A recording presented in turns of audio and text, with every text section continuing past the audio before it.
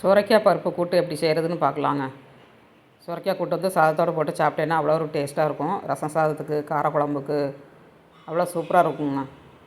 துவரம்பருப்பு போட்டு தான் வச்சுருக்கேன். கடலைப்பருப்பு போட்டு வைக்கலாம், பாசிப்பருப்பு போட்டு வைக்கலாம்.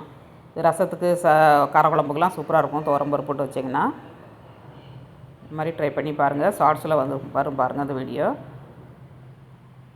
ஒரு சுரைக்காய் எடுத்துருக்காங்க. இது வந்து கழுவி நல்லா எடுத்துகிட்டு நம்ம நறுக்கி எடுத்துக்கிடலாம். அப்புறமா வந்து ஒரு டம்ளர் பருப்பு எடுத்து கழுவி எடுத்துக்கோங்க. அரை ஸ்பூன் மஞ்சள் தூள், கொஞ்சமாக பெருங்காயத்தூளுங்க போட்டு நம்ம சுரைக்காவும் ஆட் பண்ணி ஒரு 4 விசில் விட்டு எடுத்துக்கணுங்க. துவரம் பருப்புனா ஒரு 4 விசில் விட்டுக்கோங்க, வெந்துடும் நமக்கு. அடுப்பு ஆன் பண்ணி ஒரு 4 விசிலுக்கு வச்சு இது வேகட்டும். நம்ம ஓப்பன் பண்ணிடலாம். இதுக்கு ஒரு மசாலாங்க. 3 பச்சை மிளகாய், சின்ன வெங்காயம் ஒரு 5-6 சின்ன வெங்காயம், 2-3 பல் பூண்டரிசி, கொஞ்சம் சீரகம் எல்லாம் போட்டு அரைச்சி வச்சுருக்கேன். தேங்காய் போட்டு பருப்பு நல்லா வெந்துருச்சு. உப்பு, கருவேப்பிலை தழை போட்டு அரைச்சி வச்ச மசாலாவும் ஆட் பண்ணிக்கலாம்.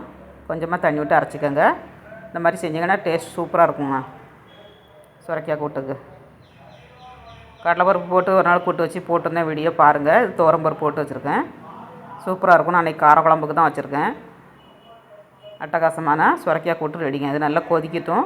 கொதிக்கும்போதுக்குள்ளே கொஞ்சம் கருவேப்பிலை தழை போட்டு கொதிக்க விடுங்க. நல்லா மணமாக இருக்குங்க அந்த கூட்டு வந்து.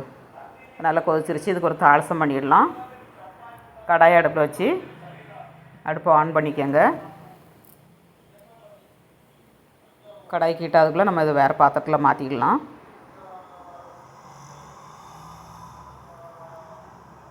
ஷார்ட்ஸில் வந்து நிறைய கூட்டு, பொரியல், காரக்குழம்பு, சாம்பார் எல்லாம் போட்டிருக்கேன், பாருங்கள். ஒரு ஸ்பூன் எண்ணெய் ஆட் பண்ணியாச்சு. அரை ஸ்பூன் கடுகுங்க. அப்புறமா சின்ன வெங்காயம் கொஞ்சம் போட்டு தாளித்து ஊற்றுங்க. சூப்பராக இருக்கும். 2 வரமிளகாவும் கருவேப்பிலை தலையும் போட்டு வெங்காயம் வேகதல்லையும் அடுப்பை மீடியமாக வச்சுக்கோங்க. நல்லா வெந்ததுக்கப்புறம் நம்ம கூட்டில் ஆட் பண்ணிடணுங்க. சூப்பராக இருக்கும் டேஸ்ட்டு. நல்லா வெந்துருச்சு. கூட்டில் ஆட் பண்ணியாச்சு. சாதத்தோடு போட்டு சாப்பிட்டேன்னா அவ்வளோ ஒரு டேஸ்ட்டாக இருக்கும். எதுவுமே தேவையில்லைங்க, ஒரு அப்பளம் இருந்தால் போதும் கடிச்சிக்க, அவ்வளோ ஒரு டேஸ்ட்டாக இருக்கும். சாதத்தோடு போட்டு விரவி சாப்பிட்டு பார்க்கலாம். அருமையான சுவையில் சுரைக்காய் பருப்பு கூட்டுங்க. யாருக்கெல்லாம் அந்த வீடியோ பிடிச்சிருக்குன்னு லைக் பண்ணுங்கள், ஃப்ரெண்ட்ஸ் அண்ட் ஃபேமிலிக்கு ஷேர் பண்ணிவிடுங்க, சப்போர்ட் பண்ணுங்கள்.